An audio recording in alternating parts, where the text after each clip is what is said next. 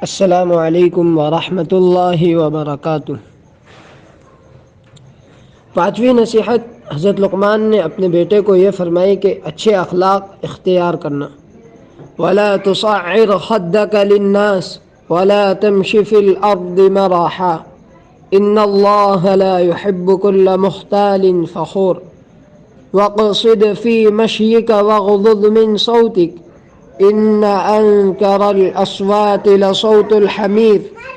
اور لوگوں کے سامنے غرور سے اپنے گال مت پھلاؤ اور زمین پر اتراتے ہوئے مت چلو۔ یقین جانو اللہ کسی اترانے والے شیخی باز کو پسند نہیں کرتا۔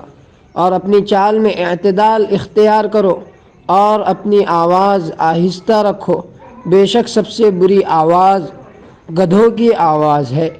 اس نصیحت میں حضرت لقمان نے اپنے بیٹے کو حسن اخلاق کا ایک نصاب عطا کیا کہ جن چیزوں کو اختیار کرنا انسان کے لیے بہتر ہے اور کون سی چیزیں اس کے مناسب نہیں۔ اگر والدین ابتدا ہی سے اولاد کو ان صفات سے آگاہ کریں گے تو یقیناً ان کا بچہ با اخلاق انسان بن کر دنیا میں اپنی مثال قائم کر سکے گا اور دنیا میں والدین کی سرخ روئی کا ذریعہ بنے گا۔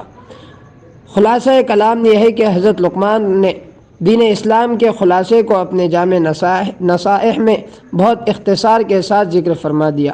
ایمان، عقائد، عبادات، معاشرت، اخلاقیات، ان تمام کا آپ نے اپنی نصیحتوں میں احاطہ کیا ہے۔ اللہ رب العزت عمل کی توفیق عطا فرمائے۔ السلام علیکم ورحمۃ اللہ وبرکاتہ۔